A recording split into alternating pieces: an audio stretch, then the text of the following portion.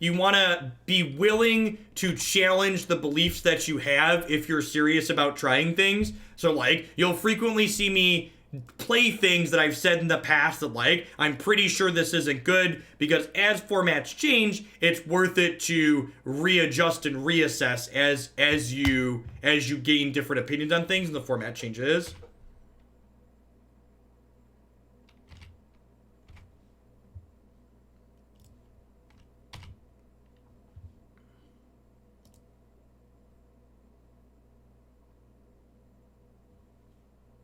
Did my opponent concede? My opponent has conceded. Yeah, we're actually pretty close to deterministic with the Fatestitcher being a 4th mana dork here. Alright, so I think in this matchup, I'm actually going to trim these Echoes, because they're almost certainly a Force of Negation deck. So I think I'd like to move off of this plan against a Force of Negation deck. Maybe trim a Fatestitcher since they saw that. And then the question is, how much removal and how much Veil of Summer do I want? Yeah, the lists on my website are always my safe list. These are the things that, like, I'm usually pretty happy with, and, like, when you see me play things on stream, usually I'm trying different things out. I feel like some amount of Veil of Summer is good here, and Path to Exile is probably fine. Engineered Explosives is obviously great here, because the Merfolk deck has a ton of 2-mana threats in it. So this buys us a lot of time, usually. In fact, because I might be playing this on 2, I think I might want to trim my extra 2-mana dork here, like bringing in Abrade. Just ways to slow them down and buy us more time.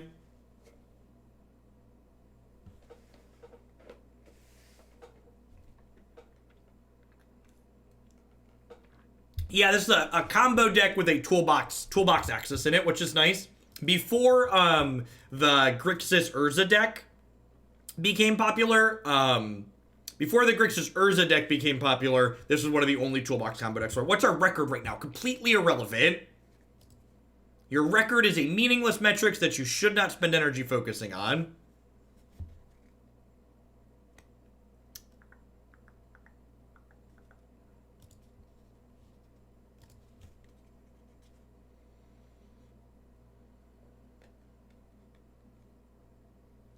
Probably fetch Steam Vent with the Flooded Strand here and cast Sleight of Hand on one.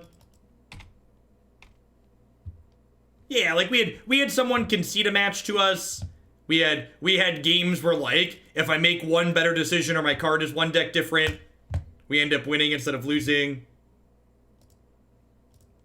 Yeah, I think this is probably fine, right? I'm gonna bottom the Cerulean Wisps for now.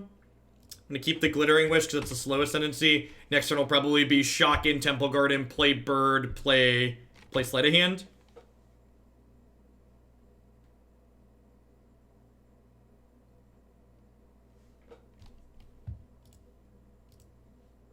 It's possible that this game's not gonna last more than 2 more turns, so maybe I should just play the Gemstone Mine instead of the Temple Garden here.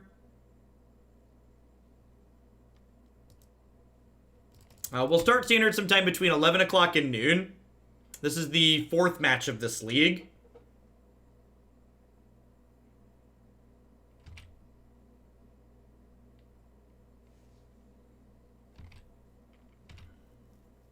Hopefully they just, like, put 2 Lords into play this turn, and we just, like, cast Explosives and destroy them next turn.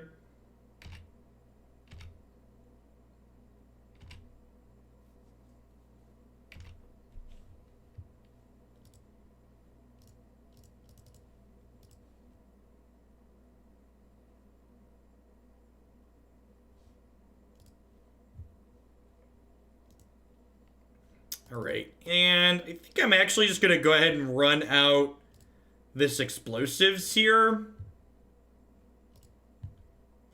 Because if they burn a counter spell on the Explosives, that's 1 less counter spell that they have for Ascendancy next turn. Yeah, so now that doesn't bode well for us in a way because, yikes, that's a Harbinger. Yep. So we're not going to be able to go off next. Or this was going to be able to likely disrupt us mid-combo anyways. But, like, if they have a second Lord here, we're probably just dead, right? I'm not sure that we're beating a Lord or a Counterspell here, which is a lot of cards that they could have.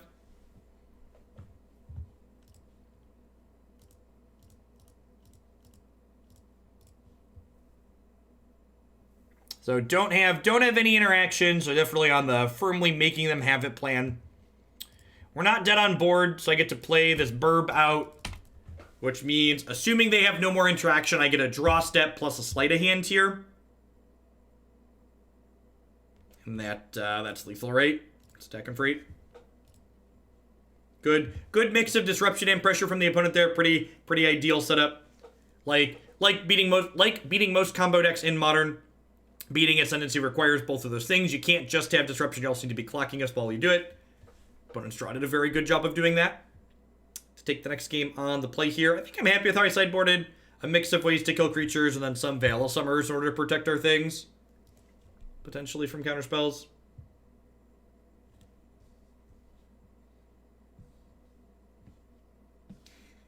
No worries, killer.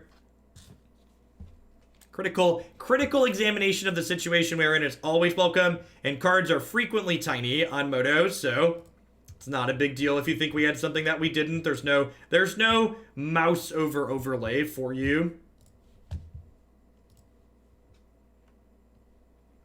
This hand is excellent.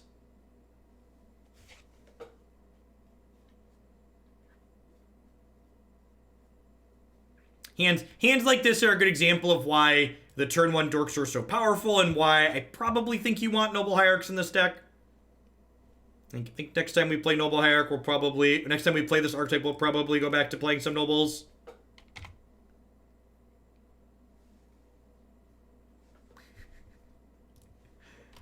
And again here, I think because they're a Spell Pierce deck, some of the time I'm gonna pass while they're holding 1 mana up here. That being said, I think there's a chance some of these decks have moved away from Spell Pierce with the addition of Force Negation, so maybe I'm just supposed to like head to the Space Jam there. Jeff, I appreciate how you compliment your opponent's good and great plays. It's a position I have taken when I'm beaten by my opponents. Yeah, I mean, we're all here trying to do sweet things in a neat manner, right? Might as well call them out when we see them on the other side.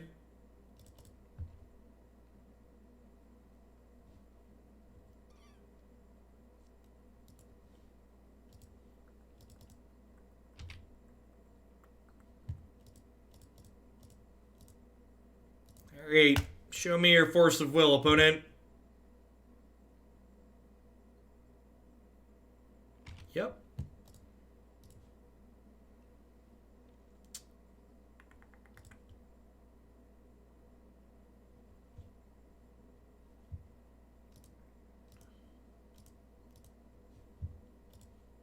So this is one of those things that you see happen, and we've talked about this in Standard and happens in formats like Modern too, and that's as these formats get more cards printed into them and they become more and more focused, fringe decks like this one that were once competitive get slowly pushed out of the format. So as the power level of a format goes up, the number of playable fringe decks that tend to exist in that format goes down. We've seen this in Legacy, right? Like, people who are familiar with Legacy know that even though there's just this incredible number of cards that are legal in Legacy, the number of playable cards in Legacy actually tends to be quite small because the best cards in the format tend to be so much better than everything else.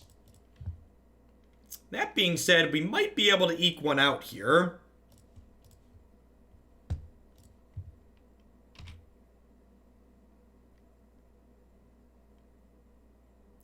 I think I'm going to decline to loot here. And the reason I'm going to decline to loot is there's only 2 Fatestitchers in my deck. I boarded out Echo. And this Glittering Wish is just our best possible draw at the moment because it casts Scarscale Ritual, which draws us 2. So we're by no means deterministic to kill our opponent from here. But I think our best chance to win is casting this Glittering Wish, so I might as well just hang tight. Now, with this Veil of Summer in my hand, I am going to go ahead and loot with the trigger from this Glittering Wish, because ideally I'd like something that's not Veil of Summer. I'd like an Opt or a Manamorphose or one of these other effects that's gonna let me guaranteed draw a card.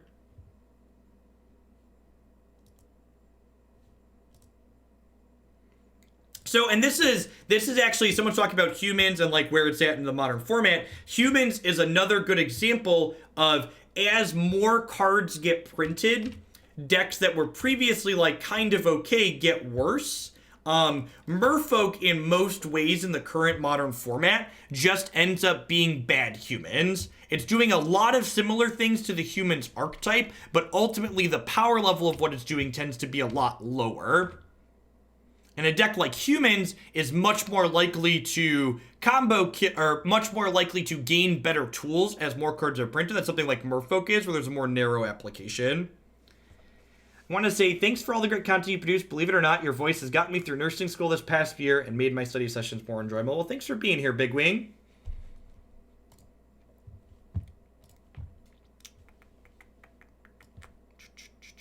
Hope your schooling is going well. I miss school sometimes in a way. I was always kind of a book nerd, believe it or not, who enjoyed school, which is part of the reason why I taught for so long after too, because teaching ultimately doesn't really pay that much money. So people who are teaching are usually doing it because it's something that they love doing.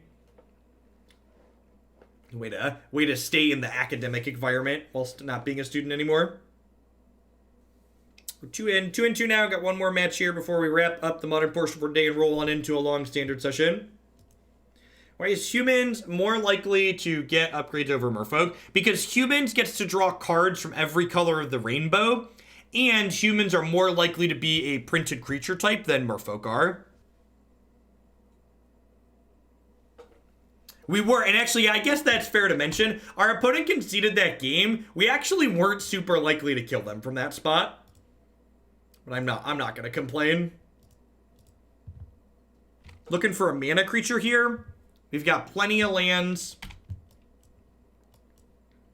And we have an Ascendancy, so we're just looking for the mana creature part of our combo.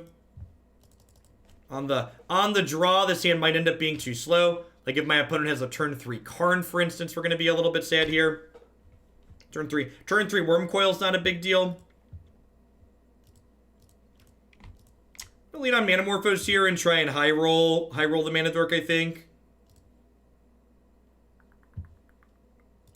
One Birds of Paradise, please. Abundant Growth, yep. I am attending Gen Con Salt Block. Christy and I have gone to Gen Con for the last, we were one short.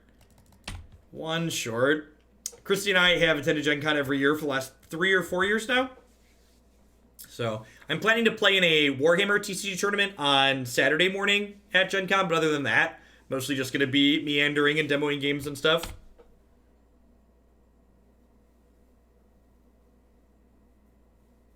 Talking about higher education, do you think a university should require all researchers to teach, even if they were hired on as a researcher? I don't know.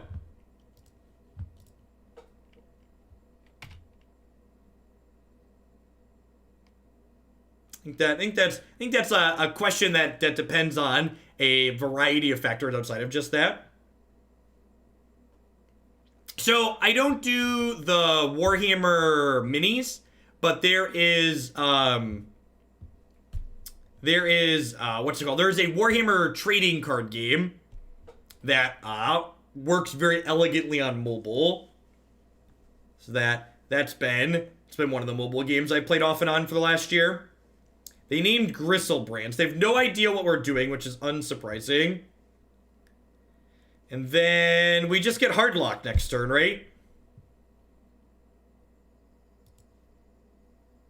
You just can't do anything. I'm gonna cast this and hope they don't hardlock me, but we're probably dead. So for people not familiar, we're just gonna get Ulamogged. This seems much worse than preventing me from casting spells.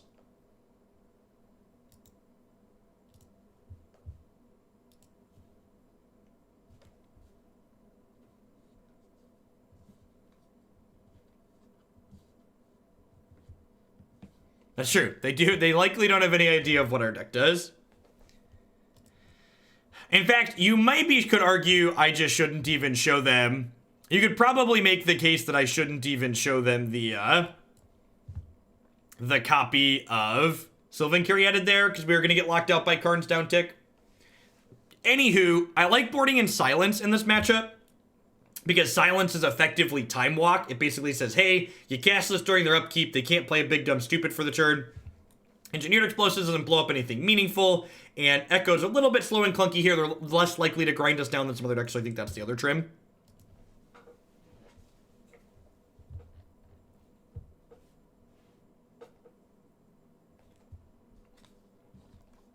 To draw a corollary, the research and teaching is not that dissimilar than like professional Magic player and streamer / entertainer, right? Like they're both playing Magic. Like both those things you're talking about are academic, but being good at one is not the same as being good at the other.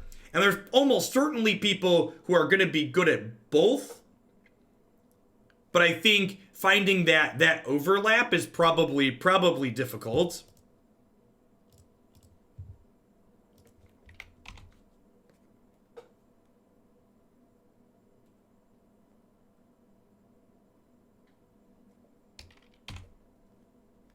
These Manamorphose could, in fact, be anything. I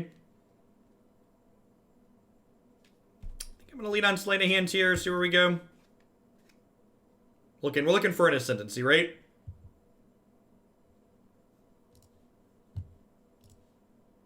Someone asked about boarding an Assassin's Trophy in this matchup. In my experience, this is not, like many matches of Modern, this is not a matchup that is about, this is not a matchup that's about being interactive. It's a matchup about getting as linear as possible. So rather than board in Trophy, which is 2 mana kind of slow interaction, I'd much rather just have Silence to Time Walk them.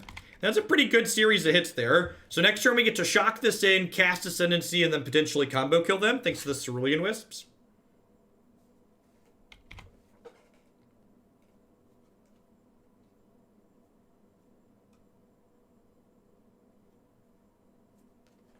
Now, they could have a copy of Nature's Claim here. That being said, we're not here to not go for it. They could also have a Witch Member.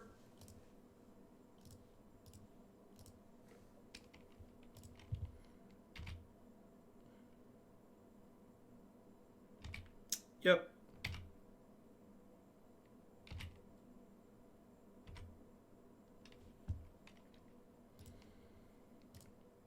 Float a blue mana here before this untaps it.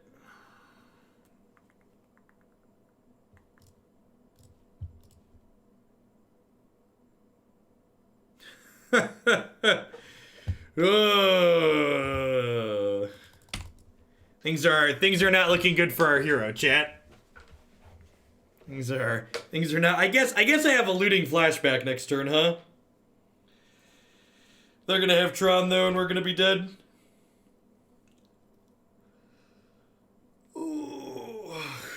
Who's got 2 thumbs and is ready to die to a Karn? This guy right here.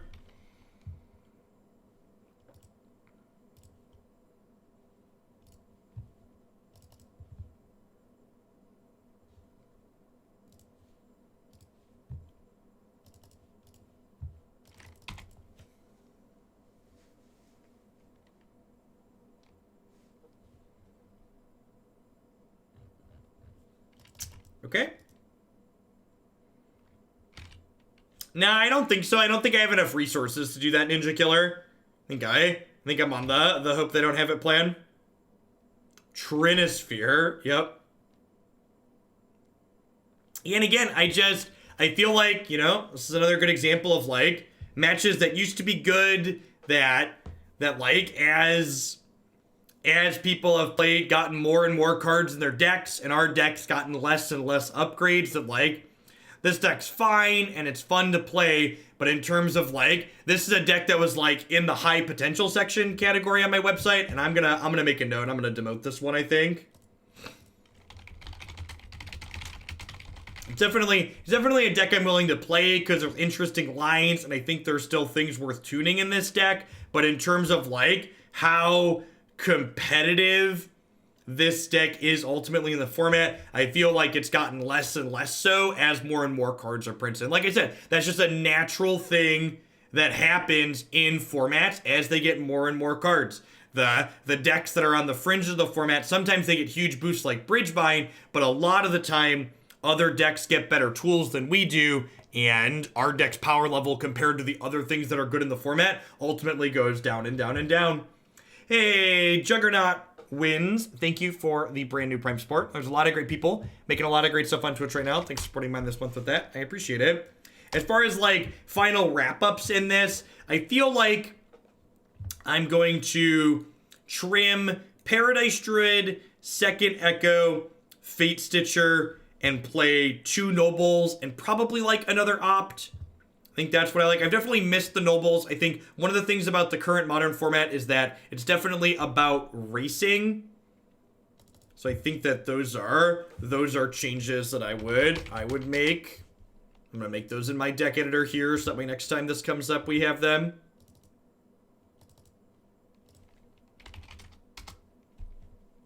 Seems not completely unreasonable.